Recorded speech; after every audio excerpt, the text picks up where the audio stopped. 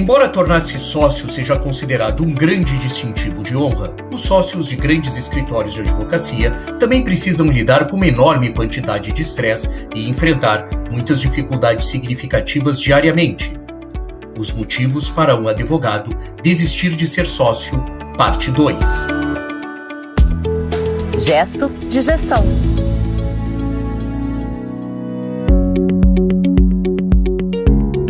Olá, bom te encontrar por aqui no nosso Gesto de Gestão. É a 3ª temporada do nosso podcast, que tem aí a criação do nosso amigo, que é jornalista, especialista em gestão legal, André Porto Alegre, que está comigo aqui praticamente a cada 15 dias. Em breve, a empresa está querendo que a gente passe esse podcast para ser mensal, semanal, André, mas aí eles precisam melhorar o cachê, né? Você não acha? Não, sem dúvida.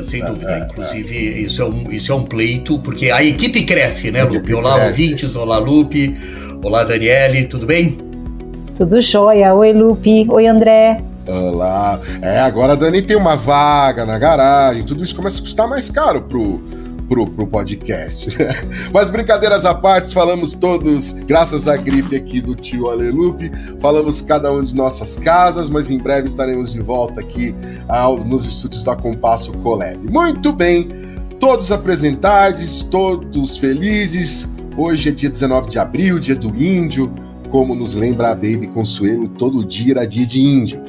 Mas vale aqui a nossa salvação, esses povos originários que compõem a essência do Brasil. E o aniversário de Roberto Carlos, para quem o Gesto de Gestão também manda os parabéns. O rei tá firme, forte e sacudido. Mas vamos aos fatos. André, hoje terminamos aquela jornada que tem o propósito de desanimar os pretendentes a sócios de um escritório de advocacia. É isso? Mas é uma maldade, né, Lupe? Eu não vou dizer que o Harrison Barnes ficaria muito magoado, porque mesmo que ele nos ouça, creio que ele não entende português, mas você dizer que a gente está desanimando, eu acho que não é desanimando. Acho que nós estamos, na realidade, alertando aos jovens advogados aqui do mercado brasileiro, que sempre tem uma pretensão muito grande com a questão de sócios, né? Isso tá incutido dentro da mentalidade, dentro do comportamento dos advogados, e eu acho que é interessante o que o Barnes coloca, que na realidade são 3 aspectos, né, que eu quero destacar antes da gente continuar com aquela listagem que começamos no último episódio, que falava sobre os motivos pelos quais um advogado pode desistir de ser sócio. Esses 3 elementos, Lupe e Daniele, que eu quero trazer, são o seguinte: se um associado, se um advogado está em um determinado nível profissional e fatura uma certa quantidade de horas, pode esperar ganhar uma certa quantia de dinheiro. Não é assim com os sócios. Os sócios, na realidade, nunca sabem quanto é que vão ganhar. Se o escritório estiver indo bem, é um outro ponto, e o associado estiver ocupado e não for muito sênior, ele manterá o seu emprego. Também não é assim com os sócios, que serão cobrados sempre, como nós vimos no último episódio, de resultados sempre diferentes e tendenciosamente superiores aos resultados que ele havia conquistado no último período. E, por fim, se o associado estiver em uma área de atuação ativa e tiver boas credenciais, ele pode conseguir outra posição sem muita dificuldade.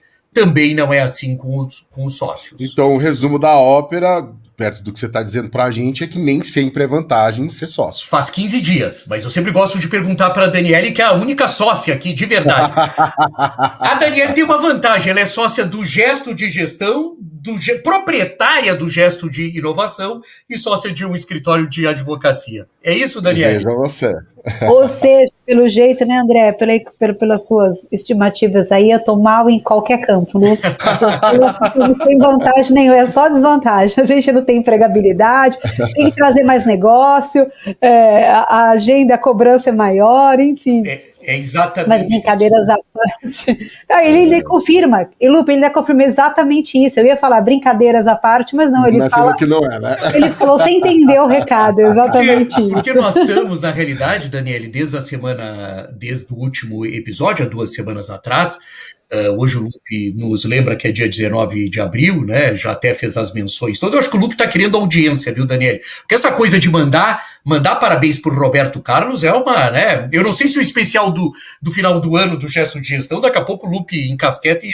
Então, Né? Pois é, né? Mas eu acho que eu falo exatamente isso, Daniele, porque é o que nós falamos desde o último episódio, são as pressões, né? Por exemplo, Daniele, tem a pressão para encontrar clientes onde não haja conflito, né? Hoje é uma questão muito forte, principalmente nos grandes mercados da advocacia mundial, a questão do conflito, né? Muitos sócios de grandes escritórios de advocacia passam algumas décadas ou mais cultivando relacionamentos com grandes clientes e quando os encontram, né, e quando são contratados por eles, se deparam com diversos conflitos que impedem o escritório de aceitar esses clientes. Às vezes os sócios são até solicitados a eliminar certos clientes porque o escritório de advocacia quer trazer um outro cliente ou por conta do conflito motivado. Essa é uma questão que nós já tratamos aqui no Gesto de Gestão.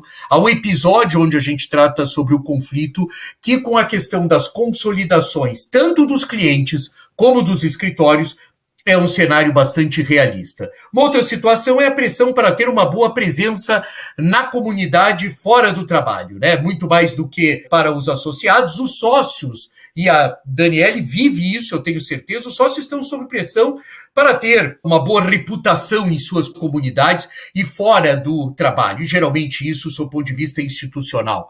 Isso é encarado que serve para gerar negócio e muitos se voluntariam muitas vezes para participar de comitês e assumir funções de liderança fora do trabalho. E isso toma muito tempo e cria uma pressão constante para ser visto. Eu até vou usar um termo, viu, Lupe, que é um termo que eu gosto bastante, tenho gostado bastante e que eu acho que faz muito. Eu estou preparando alguns episódios daqui para frente que vão falar sobre ecossistemas, né? Então, o ecossistema da advocacia, no que diz respeito da perspectiva dos sócios, é um ecossistema que exige dos sócios, além do que ele trabalha no escritório, além de todas as atribuições que ele tem, de ter a questão de uma presença mais institucionalizada ou na universidade, ou escrevendo artigos, ou escrevendo livros, ou em comitês. Então existe uma coisa muito forte sobre isso, que não deixa de ser um ônus para o sócio. É importante, acho que esse nível de consciência, né? Porque, por um lado, às vezes muitos advogados são muito bons tecnicamente, e aí chegam, né, nessa cadeira de sócio e se veem um pouco obrigados por outras demandas a abandonar um pouco aquelas, às vezes, colocar a mão na massa ali operacionalmente, né, para executar o trabalho jurídico e ficam mais, às vezes, nas funções de gestão, na função de captação de clientes ou de representações institucionais, como o André colocou. E aí, somente na profissão jurídica, que é uma profissão, né, que a maioria acredita que ela se forma para ser um trabalho intelectual e de produção intelectual e menos uma formação focada em gestão, né, de empreendedorismo, de gestão. A gente vê pouco essas pautas no universo jurídico, né? Não tem aula sobre isso, não tem formação sobre isso, então eles chegam técnicos, né, num escritório, chegam às vezes à cadeira de sócios muito focados na sua questão técnica, mas são exigidos realmente outros papéis complementares. Então, às vezes é difícil equilibrar todos esses pratinhos, todos esses papéis são necessários, ou às vezes há um desconforto desse advogado muito técnico de abandonar um pouco o seu lado técnico e deixar tempo para essas outras atividades que têm que ser desempenhadas. Então, acaba tendo um pouco de uma renúncia, né, de uma parte, de um aspecto profissional, mas, por outro lado, um desenvolvimento de um outro, porque a gente está falando, né, André, sócio de escritório, ele é um gestor de negócios, né, ele tem ali, né, uma empresa para gerir, e ele tem ali todo esse pacote de empresas para gerir. Poucos escritórios têm a sorte de ter, às vezes, um CEO, né, que é ali a figura que, às vezes, toca as questões mais administrativas, mas a maioria dos escritórios no Brasil não tem nem essa figura, então o sócio está ali na linha de frente,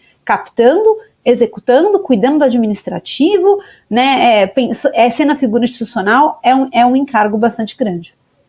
Sem dúvida. Agora você vê, né? O Barnes demorou, são 2 episódios, o Barnes demorou um tempo para escrever tudo isso, Lupe, e a Daniele resumiu tudo brilhantemente da seguinte maneira: nível de consciência de renúncias.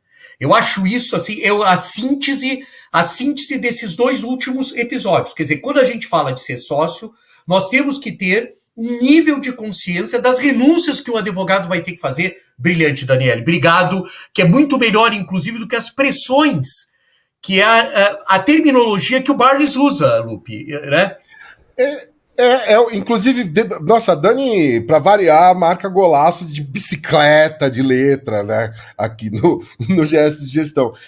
Em cima do que você acabou de dizer sobre questão de pressão, a gente estava vendo aqui, por exemplo, que o Barnes cita justamente isso em permanecer um sócio de capital, né? Os sócios de capital que não performam podem se tornar sócios de não capital se perderem negócios significativos. E aí é muito comum que os escritórios de advocacia retirem a participação de capital e os sócios quando não estão trazendo negócios, né? E isso, André e Dani, acaba sendo altamente embaraçoso para os sócios quando ocorre, né? É muito constrangedor, Lupe, você tem razão. Quer dizer, quando você perde o status, a gente não tem muito essa vivência no Brasil, porque esses sócios acabam sendo eliminados, na verdade, das estruturas. Mas todo mundo sabe que ele foi eliminado. Quando eu falo eliminado, estou falando no melhor, quer dizer, desde quando... o conceito de eliminação pode ser interessante, mas, enfim, eles acabam saindo quando perdem determinadas carteiras, etc e tal, há um processo de descontinuidade. É muito constrangedor, mas demonstra o grau de maturidade dos escritórios nos Estados Unidos e a preocupação com a performance, assim como a pressão para se tornar um sócio de capital. Ou seja, se o associado, se o advogado achou que estava num nível de carreira para se tornar sócio de capital, ele pressiona sobre isso, é o sócios equity, né, o que a gente chama de equity. Ao ele não performar mais, ele é eventualmente descontinuado, convidado a se retirar, palavra que eu usei eventualmente um pouco forte, peço escusas, eliminado. Agora, isso é maturidade da empresa. Alguém que não é sócio de capital sente uma pressão constante para gerar negócios e se tornar um sócio. Em muitos escritórios de advocacia, um sócio não patrimonial pode ter apenas alguns anos para fechar negócios antes de ser levado à porta de saída, caso não tenha sucesso. Então, essa pressão que o Barnes coloca, ela é constante. Ela é para o advogado se tornar um sócio, quer dizer, trazer negócios para se tornar um sócio equity, e é quando ele é sócio equity para manter e crescer negócio. Além do mais, existe uma questão aqui, Daniele, que a gente não coloca, que não colocamos ainda, porque o Barnes ainda não tinha enfrentado, que é um trabalho a um custo baixo, né? Enquanto um associado tem o luxo de simplesmente fazer o trabalho, um sócio geralmente recebe ordens de um cliente para fazer o trabalho a um custo baixo, né? Nunca é cobrado do advogado que está lá na ponta trabalhando, etc. e tal, isso é cobrado do sócio. Além disso, ele sabe que o trabalho futuro de um cliente geralmente dependerá da capacidade do sócio de manter os custos baixos. E no mercado brasileiro isso é verdadeiro, diante, inclusive, da grande concorrência, né, Daniele, que nós temos na advocacia nacional. Então, sempre os custos é um fantasma aí assombrando os sócios. A gente fala, Denisita, pode falar. Não, eu ia falar disso do custo, né, André? A gente realmente está vivendo os anos da advocacia onde a gente enfrenta esse desafio, né, do mais por menos, que é o grande desafio mundial, de eficiência versus custo, né? Então, a gente ter performance cada vez maiores a um custo menor. E é isso, certamente, é uma pressão diretamente nos sócios, né? Que é conseguir equalizar isso, né? Parece que estão antagônicos, mas dentro do escritório. Mas aí eu quero trazer, Lupe, dentro dessa fala que a Daniele faz, que eu acho interessante, que é nós encontrarmos outros diferenciais que não estejam no preço, né, Daniele? Eu acho que a advocacia brasileira, de uma certa maneira, se acomodou com uma coisa, gosta de reclamar do preço dos outros. Eu sempre acho muito curioso isso, né? Tá aviltando. Um dia desse eu vi uma coisa, eu vou colocar aqui, eu sei que é um pouco delicado. Não, tá prostituindo. Fecha a porta do estúdio! Fecha a porta do estúdio! Eu queria o seguinte, tá prostituindo o mercado, né? Como assim prostituindo o mercado? O que é isso? Da onde? Primeiro, qual é a referência de custos da atividade elencada para essa comparação, né? Quer dizer, o que é prostituir o mercado? É fazer um preço baixo? Mas só faz preço baixo quem sabe fazer preço baixo, né? Porque a gente se vitimiza, Lupe. Eu acho que isso, Daniele, os escritórios acabam se vitimizando e taxando, né? Criando um estigma para os escritórios que podem oferecer, às vezes, custo, quem sabe. E se eu falasse que ao invés de prostituição é eficiência? E se eu falasse que se ao invés de prostituição é uma boa gestão? E se eu falasse se ao invés de prostituição é uma interlocução interessante com o cliente, é um diferencial relevante para o cliente, é um posicionamento, porque senão se tudo fica preço, não tem saída, não haveria nem a necessidade, e pelo amor de Deus, não levem a sério o que eu vou dizer, nossos ouvintes, o gesto de gestão, o gesto de inovação, porque tudo ficaria restrito ao preço. Mas me alonguei, Lupe, desculpa, sei que você, no padrão gesto de gestão de qualidade... Não, você acabou de... Inclusive, eu ia fazer um comentário aqui que você acabou de resumir muito bem, né? Eu até pensei numa brincadeira, já que a gente falou do Roberto Carlos, é que assim, pô, bicho, muitas emoções, hein? Eu ia falar assim, só falta você dizer que tem pressão para executar trabalho ao custo alto. Você acabou de falar sobre questão de preço, todo mundo reclama de preço, que ao enfrentar a pressão dos clientes para trabalhar a baixo custo, a maioria dos escritórios de advocacia também pressiona os parceiros a trabalhar um custo alto, né? Muitos escritórios de advocacia estão constantemente aumentando as taxas de cobrança dos sócios, e isso torna cada vez mais difícil para os sócios manter o trabalho, né, André? É isso aí, é exatamente isso, você coloca bem, eu não preciso dizer mais nada, você foi exatamente...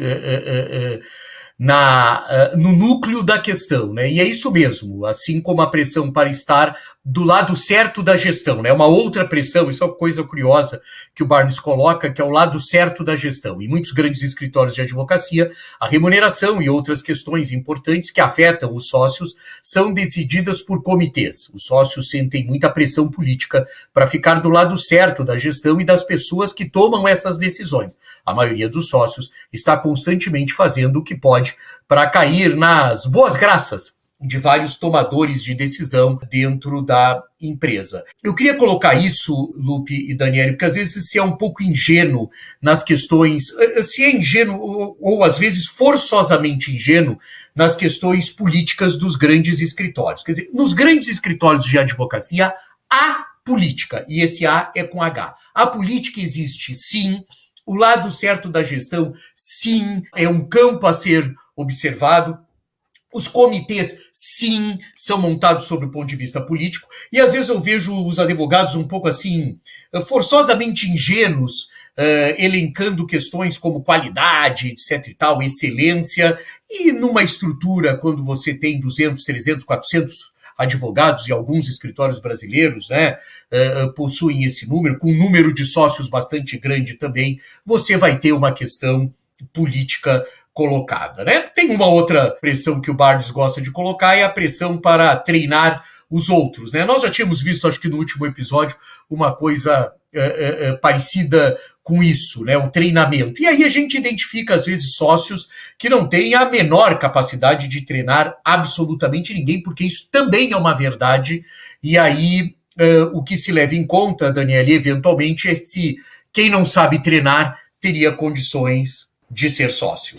Pois é. Ô André, eu acho curioso que o Barnes relata 21 pressões, né? Então faltam 3 aí. Quais são, André? Bom, as 3 últimas, só para a gente não se alongar, mas que eu acho interessante, e isso é uma coisa que nós estamos vivendo na advocacia brasileira, é os custos herdados do escritório, né? Muitos escritórios de advocacia têm enormes custos herdados. Esses custos podem incluir pensões de sócios que já se foram, salários muito altos de sócios que foram negociados em tempos melhores do escritório, e escritórios que não estão mais em uso, né? Quer dizer, locais aonde você tem essa parte física durante uma época foi bastante tratado. Isso é uma coisa curiosa que sempre quando você se torna... É um alerta, na realidade, Daniele, que o Barnes faz, que é o seguinte: quando você se torna sócio de um escritório, você herda uma série de coisas que você não sabia, né? Que você não conhecia. Então, é bom ficar atento sobre isso também.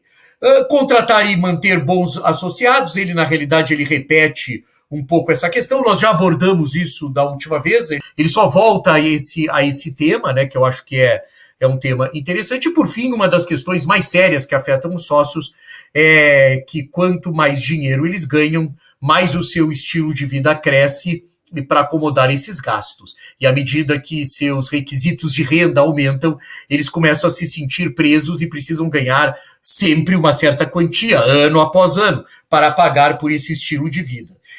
Isso é o que o Barnes chama de algemas de ouro, que impedem de muitas vezes saírem dos lugares onde se encontram e tentar algo diferente. O que até de uma certa maneira, e a Daniele sabe disso, poderia ser interessante. Às vezes a gente vê, às vezes nós observamos sócios de escritórios de advocacia que permanecem durante um tempo. É se acomodar mesmo em alto padrão, né? Porque a gente sempre coloca, também é uma figura, tá que nem a prostituição, né? A gente sempre coloca, se acomodou, e aí sempre parece uma coisa, o cara pode se acomodar muito bem também em uma determinada situação. E aí ele também, de uma certa forma, podia estar contribuindo, né, Daniele, com o negócio de uma maneira diferente, às vezes até tendo propostas um pouco diferenciadas. Acho que 2 comentários desse último ponto, André. Às vezes a gente vê, né, muitos discursos de sócios, né, de gastos que eles precisam incrementais na sua rotina, justificando isso na própria função, né, de sócio de um escritório. Eu preciso frequentar o golfe, eu preciso frequentar o X lugar, porque ali eu faço a captação dos clientes, então ali você vai elevando esse padrão, né, frequentar o clube X específico, porque ali tem os clientes, então às vezes é uma certa justificativa, né, desse aumento de gastos em relação à sua função. E também a gente vê muito, né, André, em algum momento nessa jornada, esses sócios, às vezes eles, né, ficam insatisfeitos ou acham que querem ter uma vida mais leve ou querem ganhar mais, e tem aí os spin-offs, né, dos escritórios, aonde esses sócios às vezes saem e montam novas estruturas com novos perfis, ou mais leves, né, ou vão para estruturas, né, maiores, porque, enfim, que tem esse anseio, às vezes, de ganhar mais. Então, enfim, é uma jornada, André. Eu gostei de ser dividido num capítulo, porque ser sócio tem as suas peculiaridades, muitos de seus ônus e seus bônus. Eu achei legal você enfocar um pouco nos ônus, né, modo de dizer, porque às vezes tem uma idealização, né, desse lugar, né, e normalmente parece que é um lugar, né, ali, quando eu chegar ali, é o fim da minha jornada, tudo se resolveu e eu tenho toda a retribuição. E não, gente, na verdade, são skills específicos que são necessários. Você precisa gostar de ser empreendedor, né, de buscar negócios, de lidar com as incertezas, de não ter as certezas, né, dos seus recebimentos, de saber lidar com pessoas, de saber gerir, enfim, são muitas especificidades que não é um fio de jornada, é só um perfil, né, de atuação específica. Perfeito, Daniele, Daniele, não, eu tô achando que hoje o Lupe até viu, Daniele, falou assim, teve uma hora que saiu um Danica. Você vê que você tá ficando com apelidos múltiplos aqui, é uma intimidade. Eu prefiro o Danica do que o seu Daniele, André. Ah, é? Você não gosta do meu Daniele? Não, acho muito É bravo. E olha que eu faço um esforço danado, porque senão eu tasco-lhe doutora Daniele, né? Ainda faço isso. Não, é verdade, é a sua cara. Mas eu acho que é exatamente esse, Lupe, só para antes de te passar, eu acho que é exatamente o espírito disso, né? Eu acho que o Barney serve, nesse caso, como uma inspiração. Tem coisas que a gente acredita mais, tem coisas que a gente acredita menos, mas o que vale nessa jornada desses 2 últimos episódios é nós sabermos exatamente o que a Daniele colocou, a ideia de que tem ônus e tem bônus, e a ideia de que é interessante que se avalie exatamente um perfil de profissional que tem, um perfil de advogado que tem total condição de ser sócio, e que isso não é uma capitania hereditária, ou seja, não é porque você é advogado que um dia você vai ser sócio de um escritório de advocacia, porque eventualmente você não tem perfil para tal. Bom, é isso, eu Lupe. não tenho. Como é que. Eu não tenho estudo para poder fazer nenhum comentário depois disso. Gente, agora vem aí o nosso sinal sonoro, onde entra a Dani Serafino falando sobre o nosso gesto de inovação. Vamos lá, Dani. No episódio de hoje a gente vai falar de uns maiores conferências de tecnologia jurídica do mundo. Acho que o nosso querido André Porto Alegre já esteve lá em algum momento. É a Legal Week, que acontece em Nova York, nos Estados Unidos, todos os anos. Nós aqui do Gesto de Gestão gostamos muito de um festival de inovação, como quem nos acompanha aqui já deve saber. E a gente não podia deixar de comentar sobre a edição de 2023 desse grande evento de inovação jurídica. O evento aconteceu em março desse ano, 2023. Então vamos lá, o que aconteceu nesse evento? Durante a conferência, líderes do setor jurídico, empresas de tecnologia, escritórios, departamentos jurídicos, representantes desses departamentos jurídicos se reuniram, né, nesse evento, na Legal Week, para discutir tendências, inovações e desafios do nosso mercado. Durante essa semana, essa Week, foram realizados painéis, palestras, workshops, feiras de startups, enfim, tudo isso com o objetivo de promover o debate e a troca entre os profissionais do ecossistema jurídico. Acompanhar um evento como esse é muito importante para a gente entender as tendências de inovação do mercado jurídico. E é interessante também a gente ter essa percepção da trilha que nós temos caminhado na transformação do setor jurídico. Então, por conta disso, eu gosto muito às vezes de fazer esses recaps, né? Vou chamar aqui, que a gente recapitular o que tem acontecido nos últimos eventos, antes a gente chegar no evento daquele ano, né? Porque assim a gente consegue perceber se o que tem sido falado nesses eventos, na minha opinião, é relevante ou não, se já aconteceram ou não, se são tendências confirmadas ou não.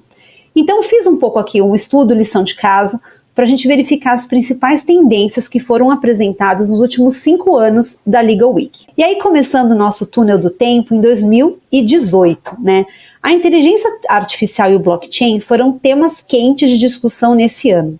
O foco do assunto de inteligência artificial era ainda como essa tecnologia poderia ajudar os advogados a automatizar suas tarefas de rotina.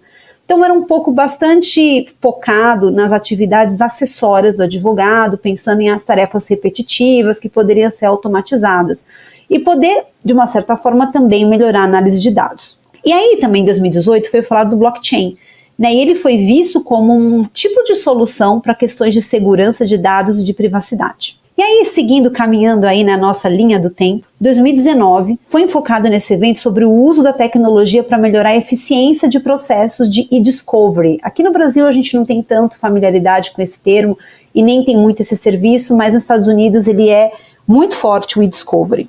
Também em 2019 começaram a se falar sobre os impactos da inteligência artificial na profissão jurídica. E aqui a gente começa a sentir nesse evento algumas falas de preocupação com o impacto dessa tecnologia na atividade core do advogado. Bom, 2020, todo mundo sabe, ano de pandemia, de Covid-19, e a pauta não poderia ter sido outra no evento, foi o trabalho remoto e a gestão das equipes jurídicas com o trabalho remoto. 2021 ainda se falou de pandemia e de trabalho remoto e esse novo way of work, né, dos escritórios e aí esses trabalhos híbridos, presenciais, toda essa polêmica em relação a esse assunto, mas também se focou na tecnologia para melhorar a eficiência operacional. E aí chegamos em 2022, ano passado, a tecnologia ainda continuou como protagonista, mas o foco desse ano foi um aumento da eficiência na gestão de contratos. Se falou muito sobre contratos. E um pouco do olhar ainda sobre o trabalho híbrido nos escritórios e nos departamentos jurídicos.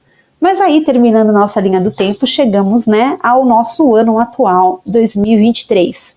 E nessa edição mais recente desse evento, a grande discussão foi inteligência artificial, logicamente, como a gente viu aqui no nosso túnel do tempo, que já foi abordada nesses últimos 5 anos, mas de uma forma muito mais contundente, porque foi abordado o crescimento da influência da inteligência artificial generativa. A gente tem falado sobre isso aqui no Gestos de Inovação. Quem não acompanhou os outros episódios, recomendo voltar, porque eu acho que é realmente, não vou dizer nem que é uma hype do momento, porque eu não acredito que é uma hype, eu acho que é algo que veio para ficar e vai mudar significativamente o nosso mercado. Mas se ouviu-se falar muito no evento de 2023 do ChatGPT, e não apenas no jurídico, mas no mundo. E não apenas nas gerações futuras, mas agora. Então estava se falando do impacto que a inteligência artificial vai gerar no trabalho jurídico. Estava se falando sobre o impacto que está acontecendo agora, no presente. Né? Então a discussão ela envolveu toda essa reflexão que ela é muito significativa para a entrega dos serviços jurídicos no dia a dia dos trabalhos dos profissionais. A constatação de que a inteligência artificial não é uma hype no direito, ou seja, uma moda passageira, mas que ela veio para ficar e terá profundos impactos na profissão jurídica, foi ressaltada por muitos dos palestrantes. Muitas empresas de tecnologia também estavam no evento e já sinalizaram que estão adotando a inteligência artificial em seus produtos. E nesse evento também foram faladas que 5 legal techs já haviam incorporado a tecnologia em suas ofertas. Mas isso é papo aqui para o nosso outro gesto de inovação. Enfim, para a gente finalizar, todo esse impacto da inteligência artificial generativa no direito reforça a necessidade de desenvolver novas habilidades e especialidades para as equipes jurídicas lidarem com tecnologia. Porque assim como mostrou esse túnel do tempo, não é mais algo que está por vir, né? Então não é momento cavaleiro do apocalipse, isso vai acontecer. O evento desse ano, do Legal Week, deixou claro que já é uma realidade, já incorporada em tecnologias da profissão e que já está gerando impacto no dia a dia. Vale ficar atento E eu recomendo muito atento a essa tecnologia. Muito bem. Mais uma aula aí com a nossa professora Daniele Serafino, a nossa Danica. Lupe, antes de você terminar, posso falar, André, você já foi na Legal Week, não foi? Sim, já fui. Já fui. E aí, é um evento, conta aqui para os nossos ouvintes, é uma conferência relevante? É uma coisa absurda, muito relevante. Gostei muito de algumas mesas esse ano, não especificamente, mesas que tratavam muito mais sobre a questão de modelos de negócio da advocacia. Teve uma mesa que me chamou muito a atenção, até fiz um artigo sobre isso, que falava até sobre a questão do perfil dos advogados, que pega toda essa questão da inovação, mas adapta isso a questões de gestão, né? Então, a mesa que tratava sobre o perfil do advogado, uma mesa que tratava, acho que a gente até falou no último episódio, sobre a questão de projetos, né? Você ter projetos, você não ter mais os advogados convocados para determinadas coisas. Eu gostei muito desse tipo de abordagem, que já é consequência exatamente de todo esse túnel do tempo, como você bem colocou, né? E que a gente tem que adaptar outras coisas. Eu não quero me alongar muito, Daniele, mas eu me preocupo, e Lupe, mas eu me preocupo muito com isso. Por isso que gostei do perfil do Legal Week deste ano especificamente, que abordou, além da tecnologia pela tecnologia, o como que nós, dentro dos escritórios, vamos ter que trabalhar com a tecnologia, né? Então, o fique atento da Dani, né, ou fique muito atento que a Daniele coloca, é também nos modelos, né? É o modelo de projeto, é o modelo de atendimento de cliente, é o modelo de contratação de advogados. Tem alguns modelos de gestão que são impactados diretamente por essas tecnologias e pela inteligência artificial, sem ser necessariamente a inteligência artificial. Desculpa, Lupe, me alonguei. O André, não, desculpa, Lupe, de novo. André, acho que você trouxe essa questão dos projetos advogados, acho que essa é uma pauta bacana para a gente debater aqui, hein? Que isso rende aqui muitas reflexões sobre esses advogados não serem contratados mais para uma jornada integral, eles serem, né, parciais, e aí até a inteligência artificial cobrir essas lacunas de tempo e de espaço, enfim. É um papo bom. Muito bom. Para quem tá nos ouvindo, a Dani tá numa sala ali toda invocada, né? E a hora que ela sair dessa salinha hoje, rapaz, com esse gás que ela tá, vou te falar, hein? Dani, obrigado. André, obrigado mais uma vez. Foi ótimo o nosso papo para variar. Adoro estar com vocês, viu? Recíproca verdadeira, Lupi. Sem dúvida. Até o próximo. Até o próximo. E obrigado a você que nos acompanha aqui no nosso Gesto de Gestão. Essa foi a edição número 55, né? E agradecer também a equipe da Compasso Colab, que edita, monta e distribui o nosso Gesto de Gestão. Um beijo, a gente se fala na próxima. Valeu! Gesto de Gestão.